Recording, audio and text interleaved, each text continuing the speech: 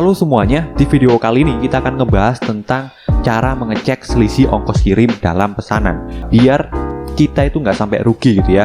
Jadi kita tahu nih kira-kira ongkos kirim kita ini tuh ada selisih nggak sih ya. Jadi profit kita itu juga nggak tergerus gitu teman-teman ya. Nah nanti saya akan jelaskan, pertama-tama itu akan saya jelaskan dulu penyebab dan cara mengatasi selisih ongkos kirim ini. Terus selanjutnya nanti saya akan jelaskan juga gimana cara mengecek selisih ongkos kirim dalam pesanan di Shopee ya. Oke, mungkin langsung aja deh ya, kita masuk ke pembahasan pertama. Nah, penyebab terjadinya selisih ongkos kirim dalam pesanan itu disebabkan dari 4 hal biasanya teman-teman. Yang pertama yaitu adalah berat produk.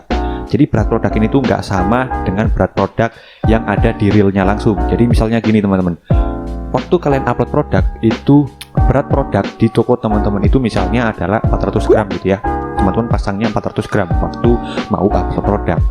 Terus waktu produknya langsung nih yang setelah di packing itu ternyata adalah 600 gram. Nah maka disitu nanti akan ada selisih ongkir teman-teman.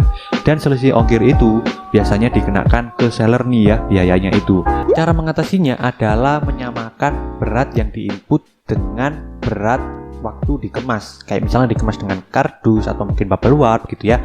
Nah kalau misalnya produk kalian itu dengan volume yang berat, ukur dulu volumenya, kayak misalnya panjangnya, lebarnya, terus juga tingginya ya, dan juga berat pastinya. Setelah itu, waktu kalian mau upload produk, kalian bisa isi di situ dengan sesuai yang sudah kalian ukur barusan.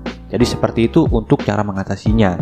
Penyebab kedua yaitu adalah perbedaan alamat toko yang kamu masukkan di Shopee dengan alamat waktu pick up atau drop off. Misalnya aja nih ya, kamu memasukkan alamat toko di Jakarta Utara. Terus waktu kamu itu ada pesanan, kamu mengatur pengirimannya dengan misalnya antar ke counter atau mungkin pick up gitu ya, itu di alamat Tangerang. Nah itu akan menyebabkan perbedaan selisih ongkir. Jadi cara mengatasinya adalah pastikan alamat toko yang kalian pasang di Shopee ya, di toko Shopee kalian itu sama dengan waktu kalian itu mau pick up atau drop off gitu, biar nggak ada selisih ongkir ya. Mudah-mudahan kalian paham ya. Penyebab ketiga adalah mengaktifkan fitur saya akan menanggung ongkos kirim. Nah, mungkin di sini teman-teman secara sengaja atau nggak sengaja ya mengaktifkan fitur ini. Fitur ini tuh teman-teman ada saat kita mau upload produk. Di sini nih saya tunjukkan langsung ya ke Shopee Seller Center-nya.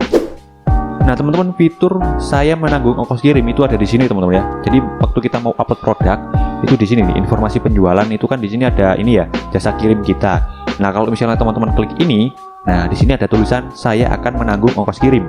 Nah, kalau misalnya saya akan menanggung ongkos kirim ini teman-teman aktifkan, maka teman-teman akan menanggung ongkos kirim yang dibebankan oleh customer ke teman-teman.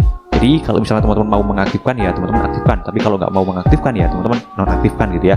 Nah, biasanya fitur ini tuh nggak otomatis aktif ya, tapi biasanya otomatisnya tuh belum aktif. Jadi, kalau misalnya kita mau mengaktifkan itu secara manual gitu ya.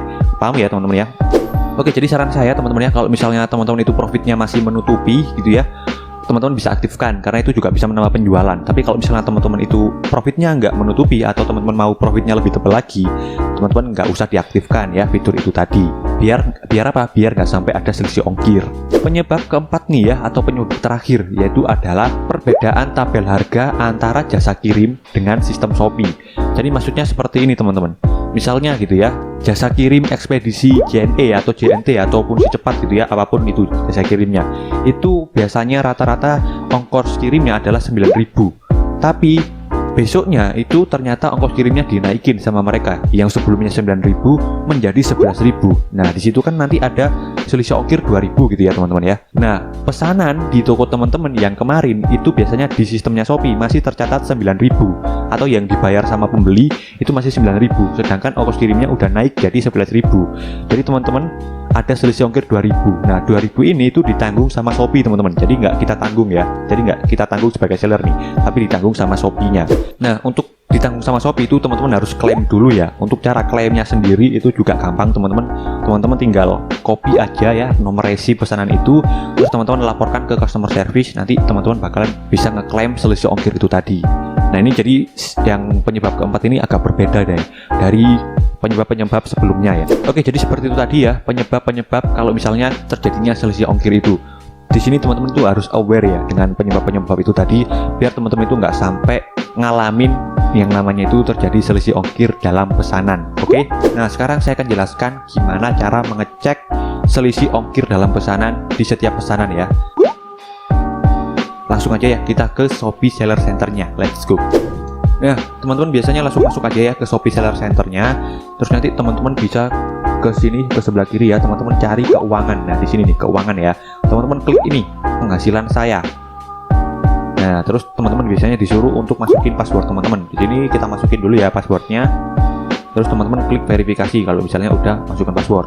Nah, setelah itu teman-teman akan dimunculkan ke halaman seperti ini. Di sini itu ada dua ya, akan dilepaskan dan juga sudah dilepas. Nah, di sini teman-teman untuk mengecek perpesanan itu teman-teman bisa yang akan dilepaskan atau teman-teman bisa klik yang sudah dilepas ya. Jadi sama aja. Intinya kita mengecek perpesanan itu ada selisih ongkir nggak ya. Jadi di sini sebagai contoh aku mau klik ini ya, sudah dilepas.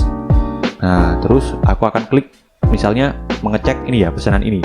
Jadi misalnya aku mau mengecek pesanan ini kira-kira ada selisih ongkir atau tidak. Jadi kita klik aja.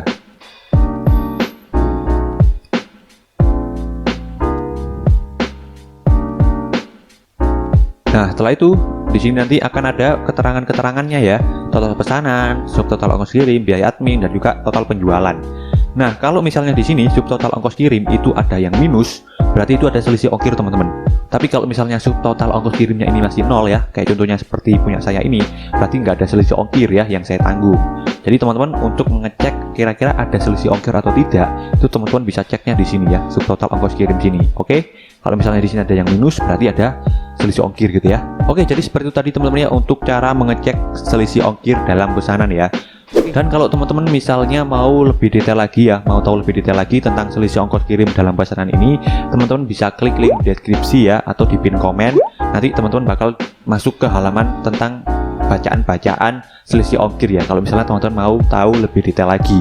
Oke, mungkin segini dulu untuk video kali ini teman-teman ya. Terima kasih yang sudah menonton.